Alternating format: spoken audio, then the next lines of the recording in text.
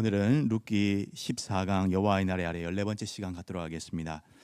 룻기 3장은 몇 가지 문제를 해결하지 못한 채 숙제로 남겨두었습니다. 그런데 이 미해결 문제들이 4장에서는 모두 해결되는 것을 우리가 보게 됩니다. 일단 나오미가 예견한 대로 보아스는 쉬지 않고 일을 하기 시작했습니다. 4장 1절에 성문으로 보아스는 올라가서 앉게 되죠. 앞장 3장까지에는 수동적인 모습을 보여줬던 우리 보아스가 4장부터는 모든 일을 주도하는 인물로 바뀌게 됩니다. 그렇다면 왜 보아스가 성문으로 올라갔다라고 표현했을까?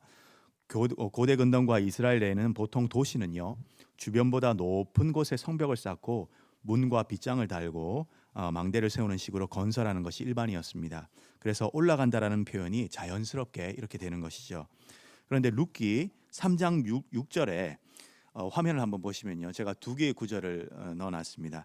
룻기 3장 6절에 룻이 타작마당으로 내려간 것과 보아스가 오늘 본문의 성문으로 올라간 것 사이에는 멋있는 균형이 나타납니다. 그가 타작마당으로 내려가 시어머니의 명령대로 다 하니라. 룻이 내려갔었죠, 3장에서. 그런데 4장에서는 보아스가 성문으로 올라가서 거기에 앉아 있더니, 룻은 나오미를 위해 계대 결혼을 책임을 다하기 위해서 타작마당으로 내려갔고, 보아스는 룻을 위해서 기업 물음에 의무를 행하기 위해 성문으로 올라갑니다. 룻은 내려가고 보아스는 올라가지만 둘 다 자신의 안식보다는 타인의 유익을 위해서, 그 안식을 위해서 분주하게 쉬지 않고 움직였다는 것입니다. 이렇게 본다면 왜 보아스는 유력한 남자이고 또 룻은 왜 현숙한 여자인지 우리가 알게 된다는 것이죠. 한편 보아스는 성문에 올라가기만 한 것이 아니라 성문에 이제 앉았습니다. 학자들은 이 앉다라는 표현을 일종의 사법적 용어라고 봅니다. 현대에도 재판장에 들어와 앉으면 원고와 피고와 검사와 변호사, 증인들과 방청객들이 착석하고 비로소 이제 재판이 시작되는 것을 우리가 볼 수 있지 않습니까? 룻기 4장에서만 앉는다라는 표현이요 무려 6번이나 등장합니다. 우선 보아스가 앉고 아무개가 또 앉고 장로 10명이 앉고 그리고 백성들이 방청객이자 동시에 증인으로서 성문에 앉습니다. 이런 앉다라는 모습은 이제 모든 관계자들이 이제 앉았으니 법적 절차가 개시되는 일만 남았다라는 사실을 나타냅니다. 그런데 성문에 보아스가 앉자마자 마침 기업 물을 자가 이 아무개가 지나가죠. 여기서 마침이라는 표현을 통해서 마침 지나갔다라는 이 마침이라는 표현을 통해서 하나님의 특별한 일하심이 드러나는 것을 우리가 볼 수 있습니다. 이 마침이라는 단어 히브리어는 힌네라는 표현인데 원래 이 단어는 보라라는 뜻입니다. 어떤 중요한 순간과 연결되면 때마침 보라라는 뜻으로 이해하는 것이 훨씬 좋습니다. 이 단어는 룻기에 5번이나 나오는데 대부분 하나님의 특별한 섭리의 그 절묘한 타이밍을 나타낼 때 사용됩니다. 2장에서 룻이 보아스의 밭에 도착했을 때 마침 보아스 또한 베들레헴으로부터 도착했고요. 3장에는 하루는 룻이 추수하기 위해서 갔던 그 밭에서 만난 남자가 나오미 자신의 친족인 보아스인 것을 나오미가 알게 되었을 때 예산일이 아니라면서 보라, 보아스가 우리의 친족이 아니냐라고 말할 때 이 표현이 또 사용됐습니다. 또한 3장 8절에는 보아스가 타작마당에서 이렇게 자고 있다가 때마침 몸을 딱 돌이켜 본즉 할 때 이 단어가 사용되거든요. 딱 보니까 룻이 자기 발치에 누워 있었다라고 표현합니다. 그리고 오늘 본문 보아스의 성문에 앉아 있을 때 때마침 누가 아무개가 지나가고 있었던 것입니다. 무대 뒤에서 보이지 않는 하나님의 오묘한 섭리가 이 마침이라는 힌내라는 단어 속에서 나타나고 있습니다. 여기서 성경 저자는요 아무개가 마침 지나갔다라고 이렇게 표현하는데 여기서 지나가다라는 표현도 아주 독특합니다. 이 동사는 지나가다라는 이 동사는 단순히 지나가는 것이 아니라 우리가 징검다리를 지날 때 펄짝펄짝 이렇게 간격을 두고 뛰어가지 않습니까? 그렇게 건너가는 듯한 그런 표현입니다. 그래서 넘어가다, 건너뛰다라는 뜻을 가지고 있습니다. 학자들은 아무개의 독특한 걸음걸이를 표현했다라고 생각하는 사람도 있지만 대다수의 학자들은 성경 저자가 기업 물을 자의 움직임을, 그 독특한 움직임을 통해서 보아스 앞을 마침 건너뛰어가는 이 아무개는 기업 물음의 의무를 건너뛰는 사람이 될 것이다라는 복선일 수 있다라고 말합니다. 보아스는 기업 물을 자를 아무개어라고 이렇게 또한 불렀습니다. 보아스는 왜 기업 물을 자를 아무개어 이렇게 불렀을까요? 보아스가 혹시 그의 이름을 몰랐을까요? 그러나 베들레헴과 같은 이 작은 성읍에는 보아스가 기업 물을 자의 이름을 모를 리가 없었을 것이다라고 학자들은 봅니다. 어떤 이들은 기업 물을 자의 후손의 그 명예를 손상시킬까봐 익명으로 이불로 남긴 것이다. 자기 집안의 부끄러운 그 조상님의 덕분에 자기가 이제 수치를 당할까 익명으로 남긴 것이다 이렇게 추측하기도 하는데, 그러나 성경 저자가 굳이 아무개여라고 호칭한 것은 이 아무개를 부정적인 인물로 묘사하기 위한 방법으로 보는 것이 중론입니다. 왜냐하면 룻기 저자는 중요하지 않은 것 같은 잠시만 등장했던 인물들의 그 이름조차도 세밀하게 기록하고 있었습니다.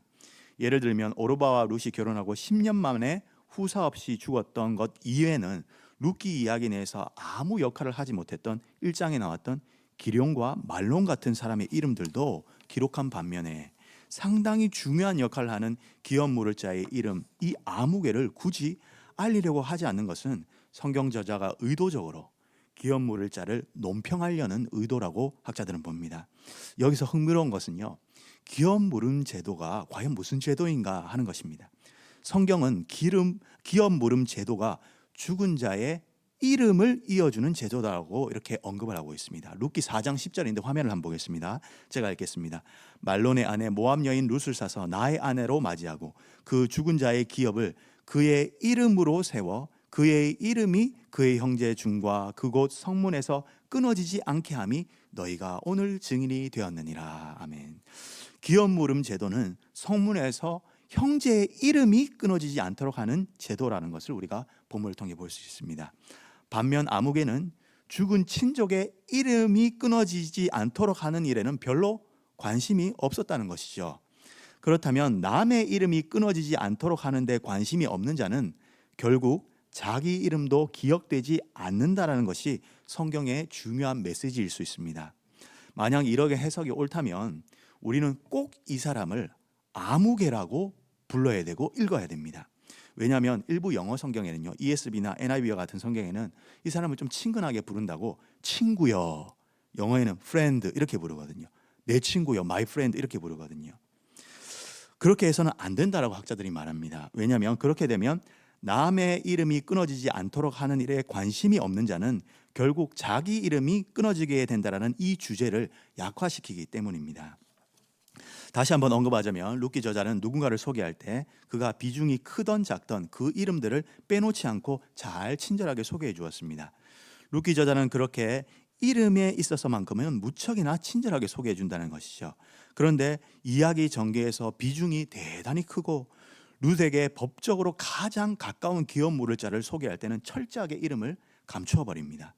이 사람을 그냥 아무개여라고 부르는데 이 발음 또한 아주 독특합니다. 화면을 보겠습니다. 아무개는요, 알모니라고 발음합니다. 알모니.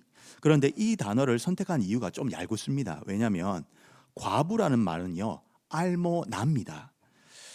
알모니, 알모나 좀 발음이 비슷하지 않습니까? 한 끗 차이라는 것이죠. 그런데 룻기를 통해서 샅샅이 뒤져봐도 과부라는 말 알모나는요, 한 번도 등장하지 않았습니다. 성경 66권에서 과부가 제일 많이 나오는 책이 바로 룻기이지 않습니까? 그런데 과부라는 알모나라는 말은 한 번도 등장하지 않았던 점이 바로 룻기의 또 특징이기도 합니다.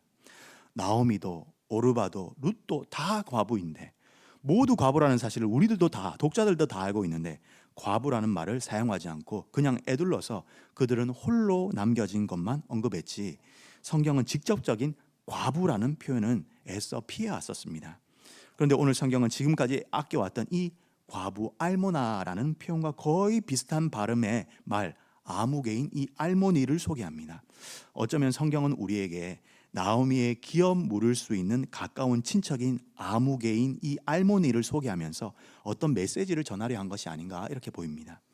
아무개 알모니와 과부 알모나가 발음상 한 끗 차이라고 제가 말씀드렸습니다.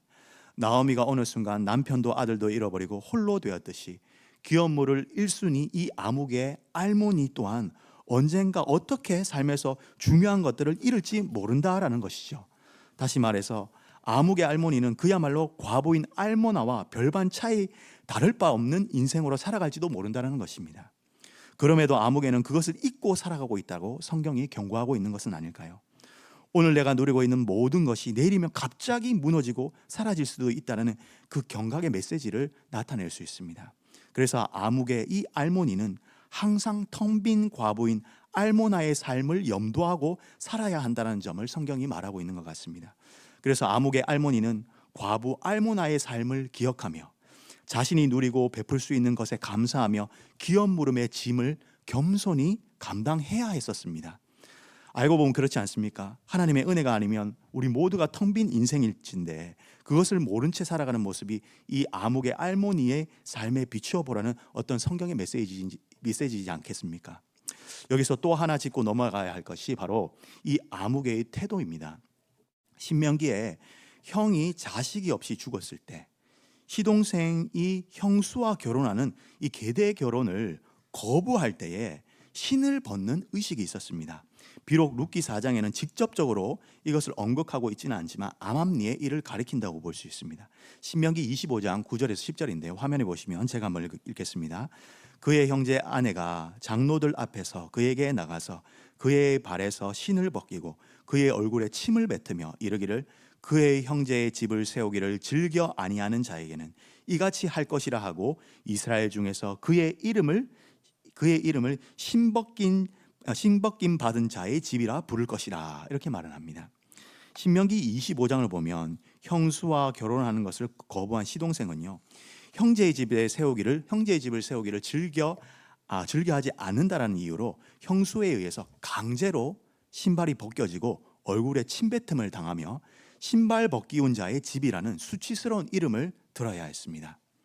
그런데 룻기의 기업 물을 자 이 아무개의 모습은요, 신명기의 내용과 비슷하지만 약간의 차이점이 있습니다. 신명기에는 신발이 여성에 의해서 강제로 벗겨지죠. 그런데 룻기에서는 아무개가 자발적으로 신발을 벗습니다. 스스로 신발을 벗습니다. 마치 야, 내가 알아서 벗어줄게 라는 식으로 아무런 부끄러움이나 수치심 없는 사람처럼 행동을 하고 있다는 것이죠. 너무나 당연하고 자연스럽게 벗습니다. 아무리 룻기를 읽어봐도요, 이 아무개가 신을 벗어주면서 어떤 수치심이나 부끄러움을 경험했다, 그것을 느꼈다라는 암시를 찾아볼 수가 없습니다. 그렇다면 룻기 4장의 아무개가 스스로 신발을 벗어주면서도 아무런 부끄러움을 느끼지 않고 있다라는 이 태도가 암시하는 바는 무엇이겠습니까? 어쩌면 기업 물을 자가 기업 물음 이 제도의 짐을 감당하는 일을 하지 않아도 큰 잘못이라고 생각하지 않고 있다는 점, 이것을 짊어지지 않으면 큰 죄책을 느껴야 되는데 그것을 전혀 느끼지 않고 있다는 점과 이 아무개의 모습을 통해서 하나님의 율법의 짐을 짊어지기보다는 자기 기업에 손해가 있을까 하여 기업 무르기를 거부하는 일에 아무런 수치를 느끼지 않는 사람들이 사회적으로 점점 늘어나고 있다는 성경 기자의 논평일 수 있다는 것입니다. 하나님이 공동체를 지키시기 위해 하나님께서 친히 명령하신 기업 물음의 그 책임을 거부하면서도 전혀 부끄러움을 느끼지 않는, 그래서 뭐 나만 이런 거 안 지키나, 다 안 지키는 법인데 라고 생각하면서 전혀 그런 부끄러움을 느끼지 않아도 되는 사회적 분위기 속에서 아무개가 스스로 신발을 벗어주는 행동을 했을 수 있다고 학자들은 생각합니다. 설교의 황태자라고 불리우는 찰스 스펄전은 이런 말을 했습니다. 화면을 보시면요, 깊이 없는 종교는 자기 부인이 필요하지 않기 때문에 항상 유행할 것이다 라고 말을 했습니다. 이 기업 물음의 제도를 감당하기 위해서는 신앙 공동체 안에서 연약한 자들을 향한 뜨거운 사랑과 연민, 긍휼을 통해서 자기 손해를 개의치 않는 자기 부인의 그 자신의 헌신의 태도를 갖고 있어야만 이 기업 물음 제도를 감당할 수가 있습니다. 그러나 사무엘이 단에서 브엘세바까지 말씀으로 이스라엘 백성을 영적으로 깨우기 전까지는 이스라엘은요, 하나님을 향한 열망도 없고 깊이도 없었으며 외식화된 종교로 전락하고 사사시대로 접어들었습니다. 엘리야와 같은 제사장은 전혀 말씀의 영감을 받지 못한 채 하나님의 이상을 백성들에게 보여주지도 못하고 그저 기존의 종교 시스템이 주는 풍성한 양식으로 자기 배만 치우고 살이 찌어가고 있었습니다. 놀랍게도 그 당시 하나님의 이상을 본 사람은요, 가슴을 치고 통곡하며 눈물을 흘렸던, 자식이 없어 삶이 한탄했던 그 한나와 같은 여인이었을 뿐입니다. 자기 부인이라는 이 신앙의 태도를 유지하기 위해서는요, 동력원이 필요합니다. 하나님을 향한 열망을 갖게 하는 이상들이 이 강단의 말씀을 통해 보이게 만들고 강단에서 선명한 복음의 능력이 선포되어야지만 자기 부인의 태도를 지켜나갈 수 있는 그 동력원을 공급받고 그 태도를 지켜나갈 수 있다는 것이죠. 그렇지 못할 때는 자기 부인을 해야 할 그 자아는요, 무엇을 추구하겠습니까? 자기 만족과 자기 숭배라는 방향으로 쉽게 핸들을 틀어갑니다. 그래서 자기 희생만으로만 짊어질 수 있는 이 기업 물음과 같은 하나님의 이 법을 이 아무개는 자기에게 손해가 있을 것 같다고 판단되는 이 순간에 얼마든지 모른 척 하나님의 법을 무시하고 하나님의 법을 가볍게 여겼던 것입니다. 한편 이런 아무개와 같은 사람들이 점점 늘어가는 사회 분위기 속에서는 어떠한 죄책도 느끼지 않는 것입니까? 다 지키지 않기 때문에 나 하나쯤 지켜도 되지 않은, 나 하나쯤 어겨도 전혀 이상할 것이 없는 그런 마음으로 스스로 신을 벗는 수치스러운 일을 함에도 전혀 그런 것에 죄책을 느끼지 않는다는 것이죠. 오히려 신앙의 순수성을 지키며 사는 것이 오히려 손해라고 느껴지게 만들고 자기 희생과 자기 부인의 태로를 지켜 살아갈수록 오히려 공동체 속에서 소외감만 더 크게 느끼게 만드는 그런 시대가 바로 이 사사시대였던 것 같습니다. 그럼에도 불구하고 보아스와 같은 시류에 흔들리지 않는 이 보아스와 같은 인물 덕분에 신앙 공동체가 지켜지고 이런 자들을 통해서 하나님은 숨어서 일하고 계셨다는 것이 룻기에서 보여주는 메시지가 아닐까요? 한편 기업 물을 1순위 이 아무개는 처음에는 나오미의 기업을 무르겠다라고 4절 마지막에 당당히 나왔습니다. 엘리멜렉의 소유지에 대한 그 권리를 나오미에게서 사게 되면 나오미만 늙어 죽는다면, 이제 나오미가 나이가 많거든요. 늙어 죽는다면 그 후로는 그 땅이 자신의 땅이 되어버리기 때문입니다. 나오미는 이미 자식을 낳을 수도 없으니까 그것은 좋은 투자가 됩니다. 처음에는 기업 물은 것을 흔쾌히 그래서 받아들였던 것이죠. 합법적으로 자신과 가문의 소유의 그 땅을 넓힐 수 있는 좋은 기회가 되었습니다. 그런데 막상 나오미의 땅과 함께 그의 집에 어린 과부 룻과 결혼해야 하며 이 과부를 통해서 자식까지 낳아줘야 되고 그 자식으로 엘리멜렉의 가문을 이어가도록 해줄 뿐만 아니라 자신이 값을 두고 산 그 모든 땅까지 엘리멜렉의 가문의 재산으로 상속시켜야 된다는 그 조건을 들으니까 이것은 자신의 재산에게 큰 이익이 되기보다는 오히려 큰 손해가 되는 계약임을 알아차리고 단숨에 자신이 했던 말을 뒤집어 버립니다. 성경은 이런 계산을 한 아무개의 심정을 표현하기 위해서 4장 6절에 나는 무르지 못하겠노라 라는 말을 2번이나 사용했다고 말을 합니다. 이 지점에서 우리는 아무개를 통해서 우리 자신을 한번 반추해 봅니다. 이 땅에서 교회가 능력을 잃어버린 이유는 어쩌면 무엇이 나에게 이익이 되고 무엇이 불리한지를 너무 빠르게 알아차리고 똑똑해버린 것은 아닌가.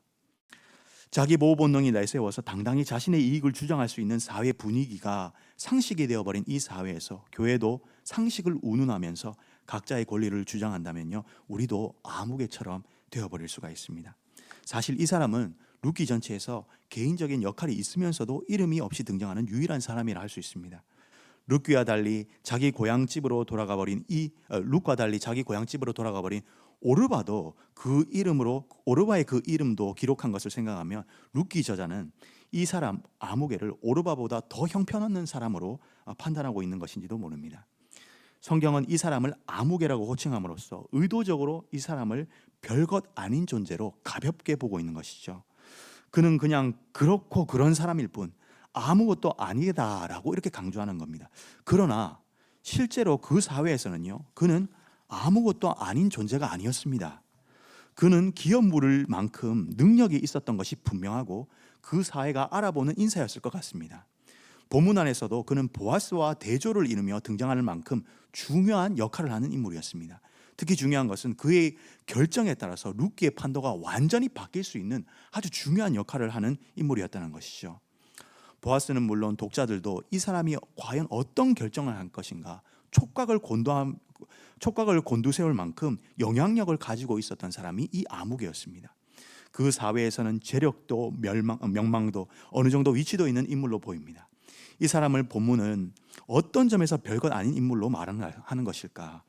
기업 무르는 일을 통해 적나라하게 드러난 그의 사고방식과 삶의 태도 때문에 그렇게 부르는 것입니다. 자기 희생과 자기 부인의 모습을 상실한 사람의 그 됨됨이 때문인 것이죠. 보아스와의 대화를 통해 본문은 그를 자기 보호 본능에 충실하게 자기 중심으로 계산하며 살아갔던 사람이라는 것을 부각시키고 있습니다. 보아스는 타인인 나오미와 룻을 위해 성문에 앉았지만 아무개는 자신을 지키기 위해서 성문에 앉습니다. 그가 실제로 얼마나 큰 재력가인지, 얼마나 높은 사람인지, 그의 명성이 어느 정도인지 등 간에 그는 세상의 풍조에서 민감하게 이 상황을 판단하고 그리고 알아차리고 대처할 수 있는 사람이었습니다. 어쩌면 아무개는 그 시대의 여론으로 보나 그 시대의 흐름으로 볼 때는 주류에 속하는 사람이라 볼 수 있습니다. 그러나 하나님이 진행하시는 언약의 역사의 관점에서 볼 때는 그는 아무것도 아닌 사람이라는 것을 성경은 그의 이름을 지우면서 나타내고 있습니다. 그는 세상에서는 유명한 사람이었을지 모르지만 하나님의 역사에서는 무명한 자였던 것입니다. 이 사건 이후로 그는 현장에서 모습을 감추고 사라집니다. 마치 오르바가 자신의 어머니 집으로 돌아가고 그것으로 그 여자의 모습을 찾아볼 수 없듯이 아무개 또한 무대로 사라집니다. 종종 해석자들 가운데 아무개가 그렇게 사는 것을 죄라거나 악이라거나 혹은 비도덕적이거나 비윤리적인 것이라고 정죄할 수 없다고 말을 하는 사람이 있습니다. 왜냐하면 그는 자신에게 손해가 올 것을 걱정해서 지극히 상식적인 판단을 내렸고 자기의 권한 행사를 했을 뿐만 아니라 권한 행사를 했을 뿐이었다고 그렇게 판단되기 때문입니다. 그러므로 그를 함부로 비난할 수 없다라고 말하는 사람들도 있습니다. 그러나 성경은 그렇게 말하고 있지 않다는 것을 우리가 기억해야 됩니다. 그는 이름이 지어진 사람이고 그렇게 지어진 사람이라고 성경은 말합니다. 하나님의 백성은 단지 흠잡히지 않을 정도의 명분을 유지하고 자기 손해를 계산하며 살아가는데 빠른 사람들이 아니라는 것을 큰 자기 손해를 감내한 그 대조인물인 보아스를 통해 말을 하는 것입니다. 보아스가 나오미의 기업을 무르고 룻과 결혼하여 그 가문을 책임지는 일을 기꺼이 행하기로 한 것은요, 아무개와 다른 사업적 전략이 있어서나 그래서 경제적으로 손해를 보지 않을 자신감이 넘쳐나서가 아닙니다. 그는 아무개와는 달리 유행처럼 번져가고 있는 자아만족의 세상에서 이웃을 향한 긍휼과 자기 희생을 통해서 하나님의 법을 짊어질 수 있는 다른 차원의 사람이었기 때문입니다. 결국 아무개와 보아스는 같은 동시대에 살았던 사람이지만 아무개는 사사시대의 사람으로 남아있고 보아스는 다윗의 시대를 산출하는 인물로 기억에 남게 됩니다.